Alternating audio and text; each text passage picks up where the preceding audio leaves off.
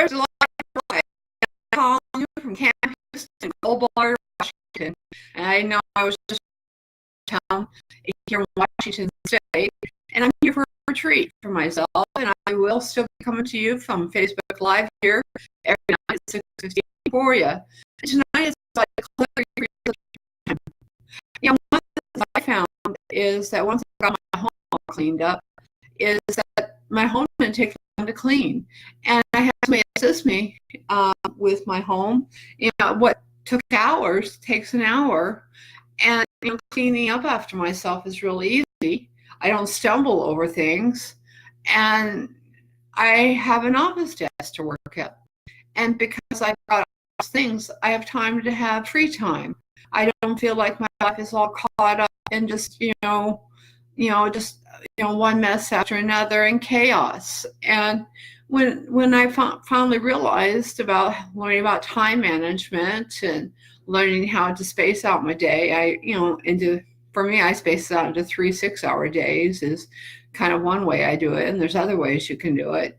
But one thing I did find is that when I started doing that, I started getting more and more done in a day. And that's not so much to stress yourself out. It's just realizing how much time clutter takes up in your life as far as time. You know, the clutter and the chaos, can eat away at time in our life and our self-esteem, who we are, and our life seems to float on. And I think for me, one of the greatest things is realizing that I had time to go out and make more friends.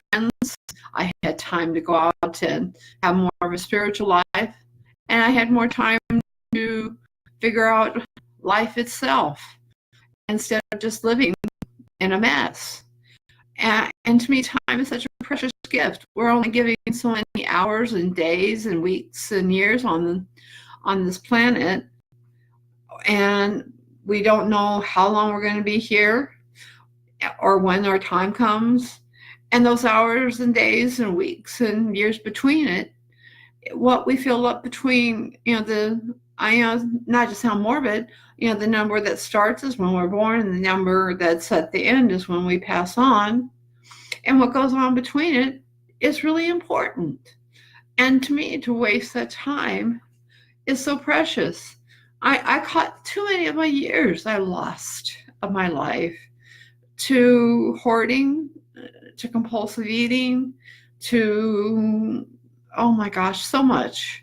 And now that I've got a lot of stuff behind me and my past is my past, I use it to help you guys, but my past is my past and I'm moving forward. And now I've got time. I went to Gold Bar. I had time to do that and have some fun. I have time to go to Albuquerque. I had time to take a day off every week. I have time to come to this retreat. So many things of my time are open that I never had before. I have now because I learned by decluttering, it freed up my time. Decluttering, can start with a shoebox. I tell for a lot of folks, I have what I call a one-spot rule, and that can include like a file where you just put all your papers for one subject there, and if it takes up more than that, you just label it number 1 and number 2, or like in your closet, a simple fix is go to a dollar store, like for shoes or something, and get the fold-up hampers and put your shoes in that, because it takes up a lot less space. Or just going in your cupboards and getting some organizing things from the dollar store. There's all sorts of simple things you can do for yourself. Or going through your cupboards and looking at and see is there anything I really need there? One of my first questions I always ask myself before I let anything into the house is, do I really need it? Or is it just a want? Or am I just going to pack it away? And I have to ask one of those questions. And if I'm going to pack it away, I don't get it. And one of the key things I found for myself, I used to stop at a lot of garage sales and yard sales and thrift stores. I kind of make those a no-no for myself because I find, just like you guys, it's so easy to fall back into that trap. So I just, it's kind of like I don't go to fast food restaurants because it's like an alcoholic going into a bar. The same thing for me is going to a garage sale or a yard sale or a thrift store where I think I'm going to get all these great bargains and take them home and use them. So I just don't go there because by doing that, I waste my time and my life. I have found so much more productive ways of doing that, like giving back to you guys, spending more time with my significant other, time with my friends, going to, I hear it's a retreat, and enjoying people I haven't seen in years. And I wouldn't have the time for that if I had the clutter. And by decluttering, my mind and my space at home, I was able to free up time. I like I had to have appreciation for everything and every day in my life and realize that I only have so much time. But at the same time, we have to learn to sit back and relax because a lot of time when we're caught up in chaos and not decluttering up our time, we have no concept of time because just time is time. And we just float along in life and have a hard time finding meaning or purpose. But I was able to find that when I would learn to free up my time. There's a lot of time management things out there, but I think the best time management things that goes on is in my head and in my spirit and between the two and in my gut. I put all those guys together.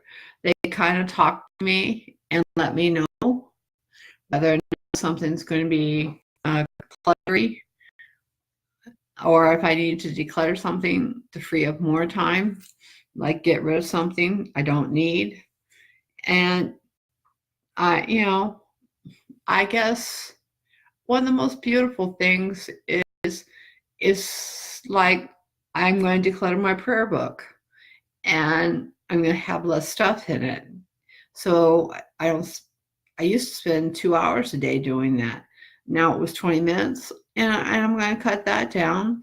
I used to take 45 minutes for planning. It takes me 5 minutes now because I simplify things. And that's another thing you do in decluttering your time is you simplify things. There's the KISS principle a lot of people use, keep it simple, sweetie. I like to use the word simplify, and you organize things a little bit. And no, you're not physical space. You're spiritual too. You're about your mind, and all of that goes all together. And we're about love, kindness, and compassion. And I like to say it's about the heart, because I know if somebody didn't care about me or about my heart when I started my journey, which a person I knew for 16 years said, "Hey, Andrea, you've got a problem." And you can either have a choice. Do you want to stay where you're at?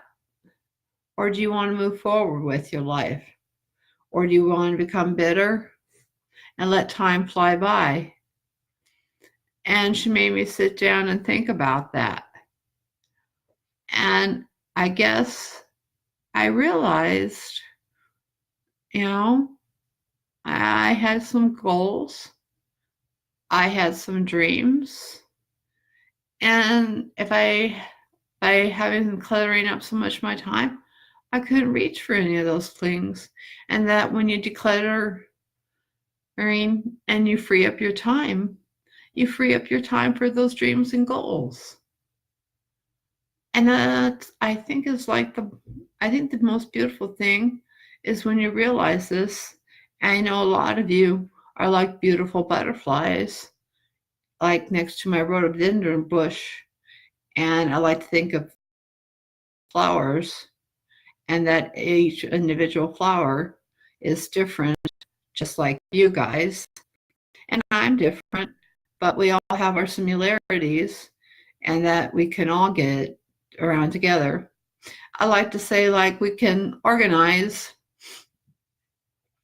and get better and move forward with our lives